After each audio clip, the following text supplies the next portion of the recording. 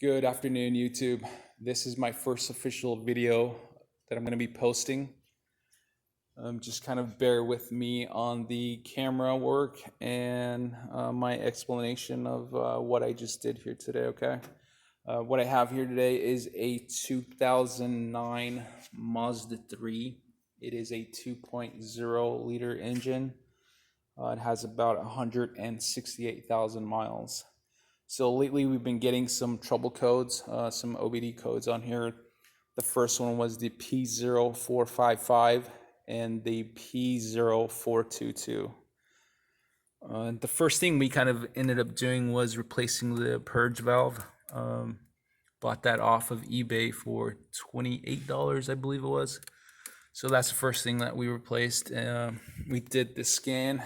The only code that kind of remained was the P0422, which, doing some research online and just kind of following threads, it could be a multitude of things, from your gas cap to your vacuum lines that pretty much run everywhere.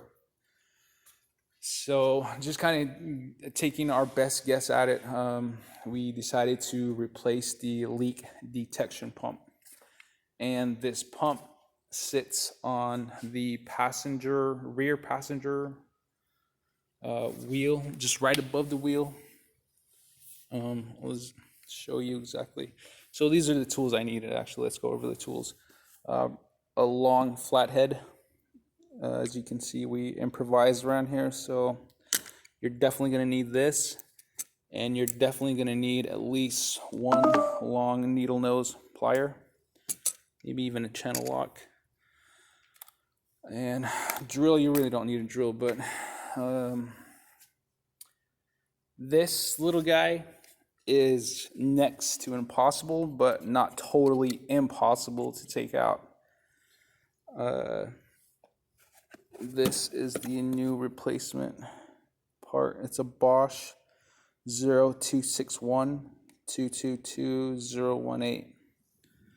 So for reference, this is how the pump is sitting inside the vehicle, just like this.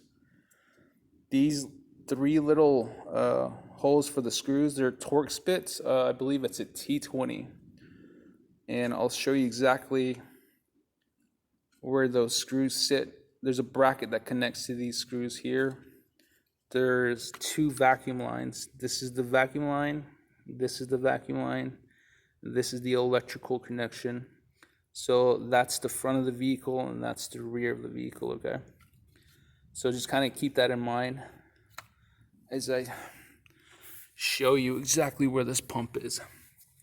So once you take off the wheel, you can actually see the pump right on the other side here. You see where that's the white part of this here. So that's how it sits. And so we're gonna get underneath the car.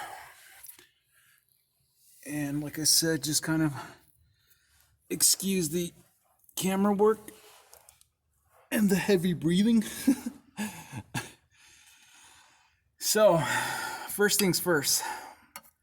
This bracket is the only thing that holds this whole pump inside the vehicle. So just doing this for the past hour and a half to 2 hours, I'll kind of tell you the steps that I took in disconnecting the first two lines. The first line that you should disconnect is this vacuum line with this clamp. This is where you're gonna need the long needle nose pliers. Just slide that clamp off and then wiggle that hose off. There's not a lot of room to do this. I mean, this is my finger and it's just, you barely have enough room. So take that hose off, and then this is going to be your electrical connection here. So the electrical connection runs from here to the back side, and if you look through this hose, that's where your where the pump sits. So the pump sits right here. So that's your electrical connection right there, back there. This is the other vacuum line here. This is the very last thing that I took off. So if you can just get your finger on the other side here and squeeze that connection, squeeze that connector on that side, and then take the flathead exactly from this angle and push the other side, you can actually take that connection off, and that will disconnect. That will disconnect this line. Actually, this is the electrical line that runs to the back side of the pump. You can see it right there. And then this is the vacuum line here. This is the vacuum line, that big one. And so once you do that, the next thing you're gonna have to kind of do, depending on the amount of rust that's on this bracket,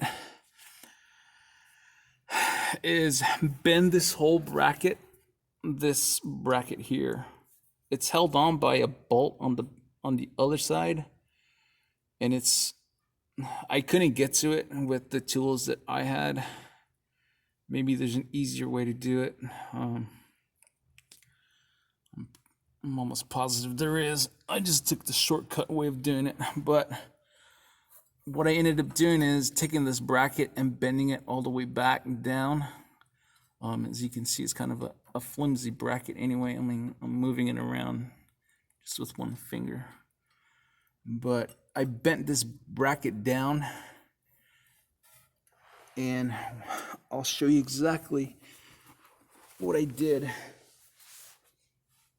So you're gonna have to use one hand a majority of the time. I'm doing this a little weird. So take that vacuum line off, electrical connection off, bend the bracket down, and then what you're gonna end up doing is just using one hand and turning this whole thing around while it's still inside the car, and try to squeeze this vacuum line. It's one of those vacuum line connectors where you squeeze it and just pull off. So with one hand, that's what you're gonna have to do, is just kind of squeeze it and pop it off.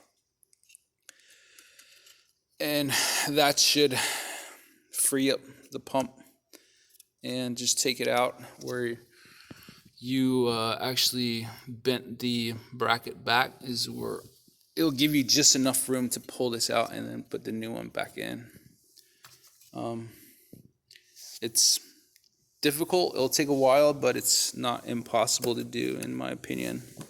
But that's the Bosch part number 0261 222 018, and it looks like they recommend you taking it to a mechanic, but you know,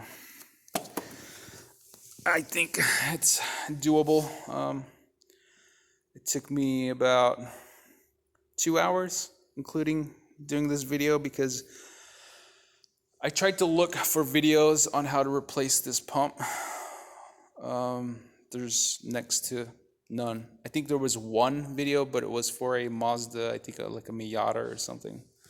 But what I'm going to end up doing is just kind of put everything back together, put the tire back on, start the vehicle, and do the codes again and see if the code comes back, and see if the check engine light goes away.